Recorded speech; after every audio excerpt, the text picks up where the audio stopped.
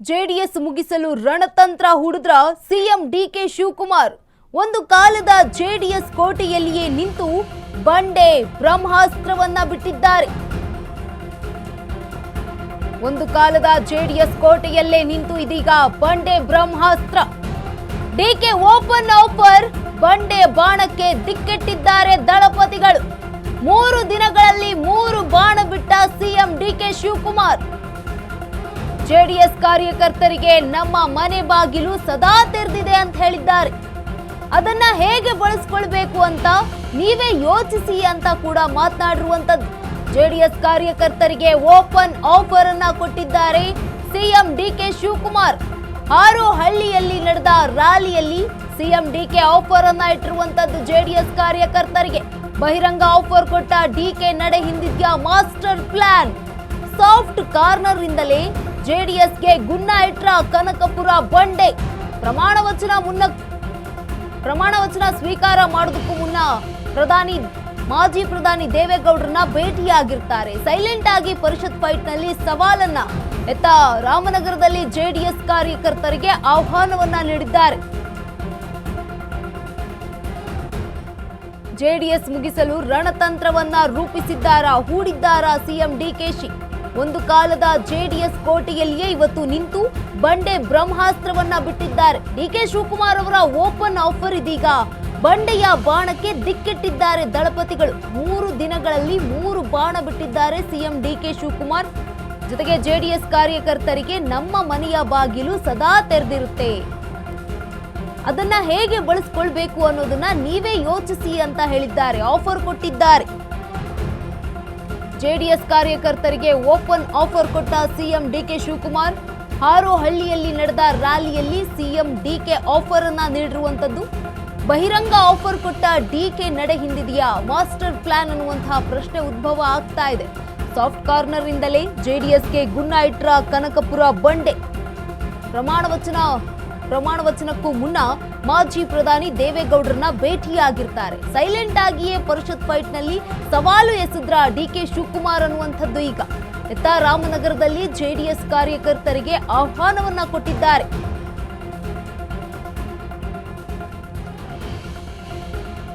ಹಾಗಿದ್ರೆ ಡಿಕೆ ಶಿವಕುಮಾರ್ ಅವರು ಬಿಟ್ಟಿರುವಂತಹ 3 ಬಾಣಗಳು ಏನು?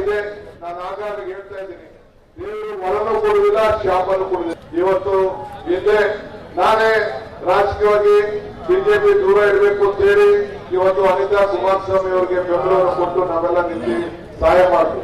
ಕುಮಾರಸ್ವಾಮಿ ಅವರು ಮಾಡಿದ್ರು. ಆದ್ರೆ ನಾನು ಹಿಂದೆ ಏನಾಯ್ತು ಅನ್ನೋದನ್ನ ನಾನು ಚರ್ಚೆ ಮಾಡಕ್ ಹೋಗುದಿಲ್ಲ, ಅವಶ್ಯಕತೆ ಇಲ್ಲ. ನಾನು ಜನತಾದಳ ಕಾರ್ಯಕರ್ತರಿಗೆ ಹೇಳ್ತಾ ಇದ್ದೀನಿ, ಈ ಡಿ ಕೆ ಶಿವಕುಮಾರ್ ಬರೀ ಕಾಂಗ್ರೆಸ್ ಮಾತ್ರ ಅಲ್ಲ, ನಿಮಗೂ ಕೂಡ ಈ ಡಿ ಕೆ ಶಿವಕುಮಾರ್ ಇದ್ದಾರೆ. ನನ್ನ ಮನೆ ಬಾಗಿಲು ನಿಮಗೂ ಕೂಡ ತೆರೆದಿದೆ. ನೀವು ಕೂಡ ನನ್ನನ್ನ ಯಾವ ರೀತಿ ಉಪಯೋಗಿಸಿಕೊಂಡು ನಿಮಗೂ ಒಳ್ಳೆದಾಗಲಿಕ್ಕೆ ನಾನು ಎಲ್ಲ ತರದ ನಿಮ್ಗೆ ಸಹಕಾರ ಕೊಡಲಿಕ್ಕೆ ನಾನು ಸಿದ್ಧವಾಗಿದ್ದೇನೆ.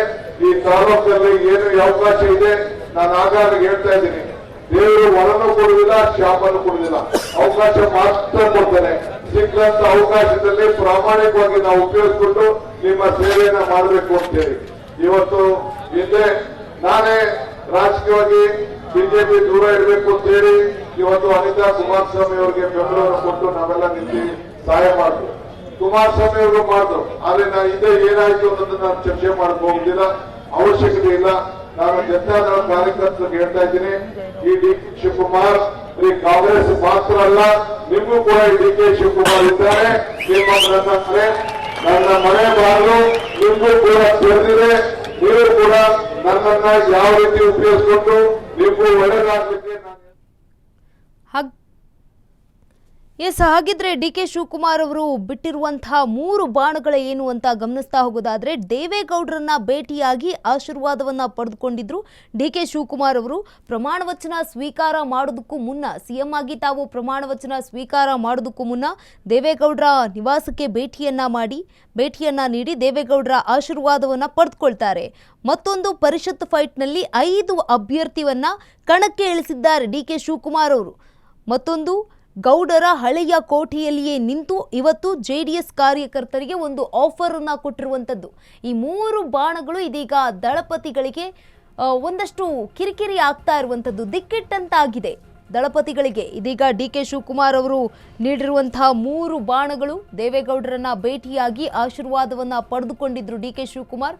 ಅದಾದ ನಂತರ ಪರಿಷತ್ ಫೈಟ್ನಲ್ಲಿ 5 ಅಭ್ಯರ್ಥಿಗಳನ್ನ ಕಣಕ್ಕಿಳಿಸಿದ್ದಾರೆ. ಜೊತೆಗೆ ಗೌಡ್ರ ಹಳೆಯ ಕೋಟೆಯಲ್ಲಿಯೇ ನಿಂತು ಜೆಡಿಎಸ್ ಕಾರ್ಯಕರ್ತರಿಗೆ ಆಫರ್ ಕೊಟ್ಟಿದ್ದಾರೆ.